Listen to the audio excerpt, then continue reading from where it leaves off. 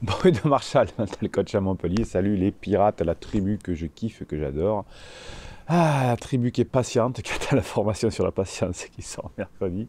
Aujourd'hui, on va parler de poules. Non, de poules. P-O-O-L. Hein, ou de poules de rugby ou de. Non, football, il n'y a pas de poules. De rugby, voilà, pour les petites séries. Donc, c'est des mises en compétition. Donc, vous savez que si votre conjoint est rentré en crise et qu'il dit que vous ne les aimez plus, qu'il y a le début de séparation, etc., qu'est-ce qui va se passer? Eh bien, l'ancien couple ne reviendra pas. Alors, pas, ça ne veut pas dire que vous ne revenez pas ensemble, mais l'ancien couple, l'ancienne structure ne fonctionne pas. Donc, vous savez que pour qu'un couple fonctionne, il y a trois critères.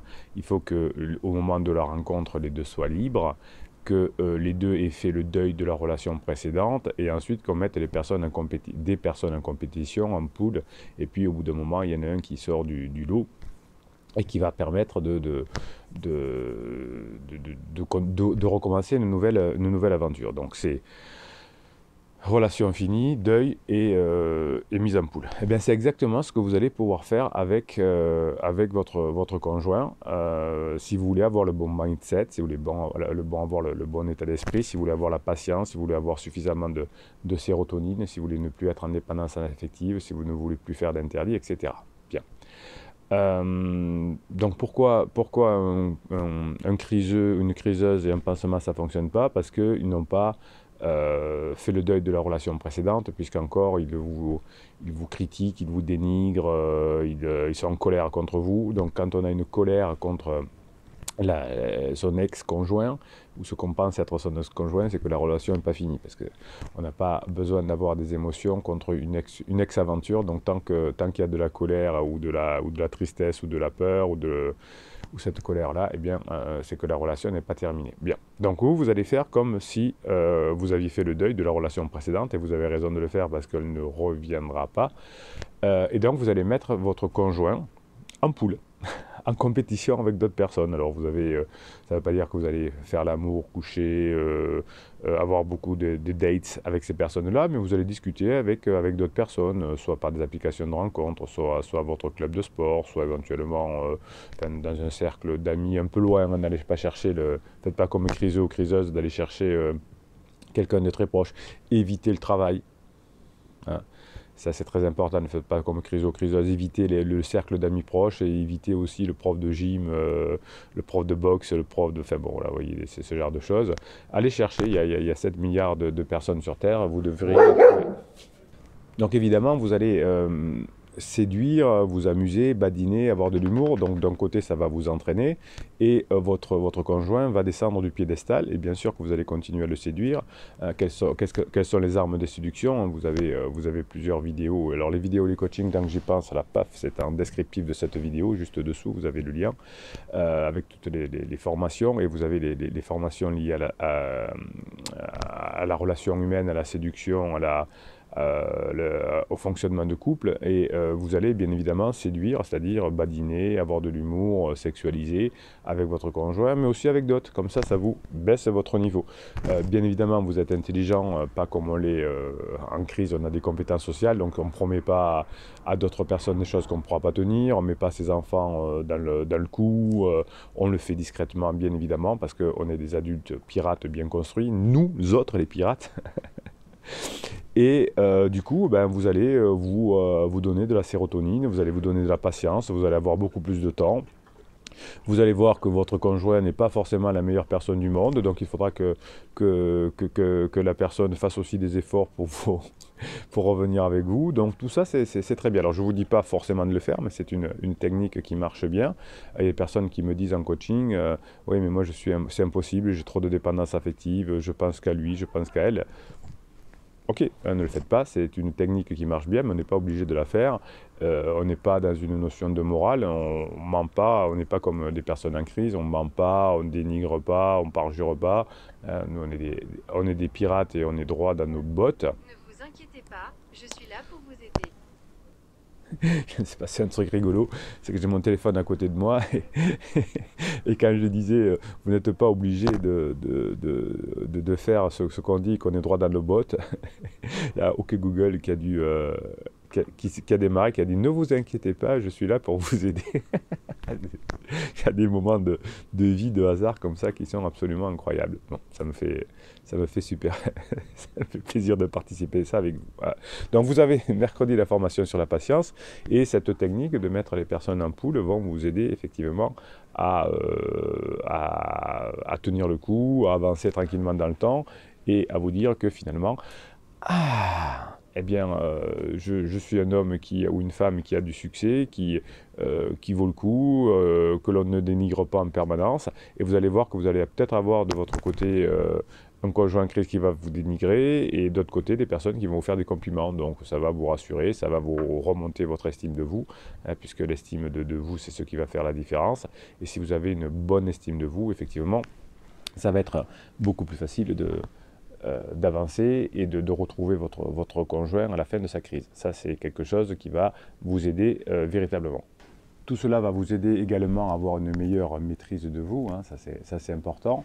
Et vous savez que vos enfants, si vous en avez en tout cas, vont vous calquer par le neurone miroir. Et on sait aujourd'hui que ce que l'on fait pendant l'enfance va avoir un effet sur la vie d'adulte. Donc si votre conjoint est trop en crise, vous allez devoir mettre cette sérénité, hein, d'où le fait d'être tranquille, de ne pas faire d'interdit, de ne pas mettre son conjoint sur un piédestal, pour que vos enfants, si vous en avez, puissent voir que vous êtes tranquille et serein. Et d'ailleurs, votre conjoint en crise aussi va voir que vous avez changé, hein, parce que vous êtes moins dans l'interdit, moins dans le reproche, vous ne répondez pas aux textos malfaisants, vous appelez, vous discutez, et ça avance beaucoup mieux dans votre fonctionnement. Et vos enfants notent aussi ce qu'il faut faire pour plus tard, c'est important.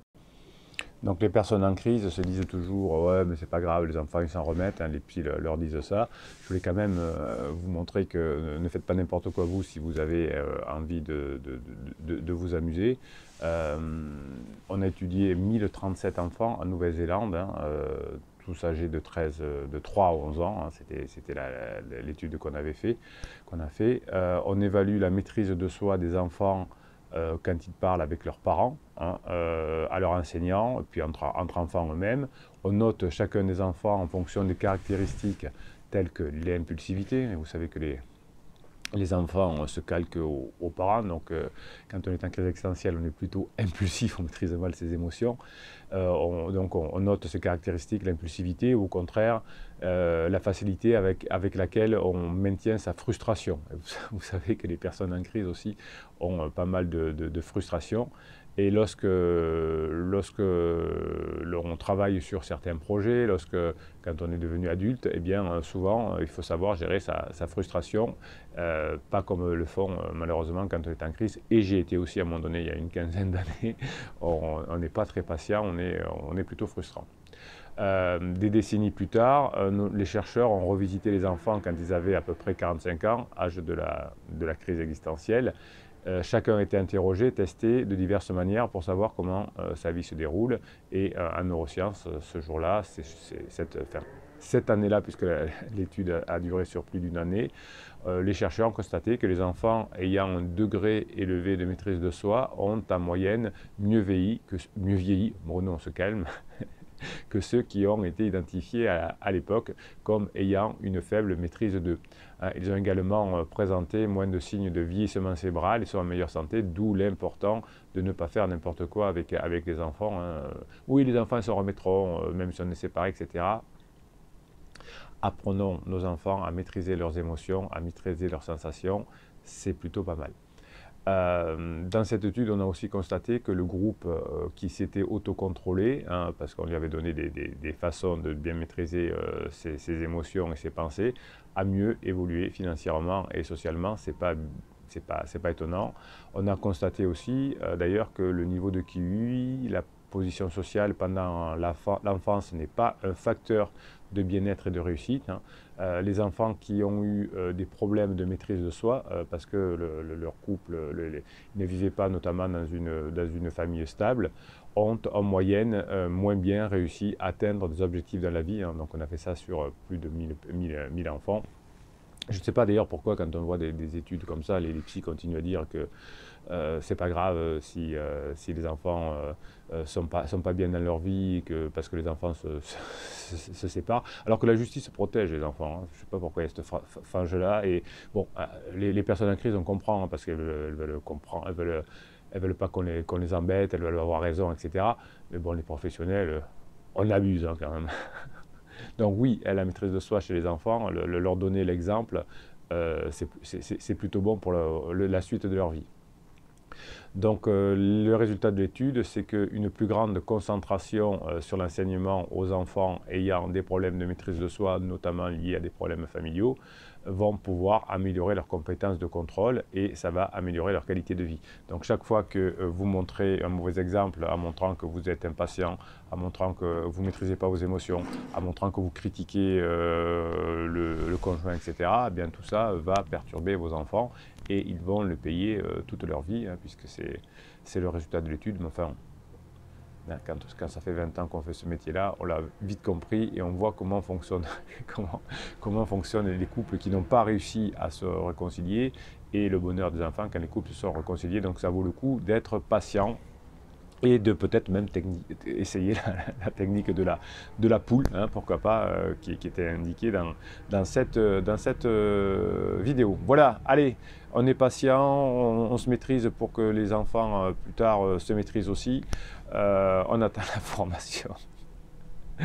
Patience mercredi, ça demande de la patience, effectivement. On est des pirates, on met des pouces en l'air, on met des commentaires parce qu'on se soutient entre nous, on met des pouces en l'air parce que du coup nos idées sont répandues un peu plus vite et un peu plus fort sur la toile, on s'abonne à cette chaîne et on est une communauté qui grandit, qui se soutient et qui a compris comment fonctionnent les compétences sociales, comment fonctionne l'humain.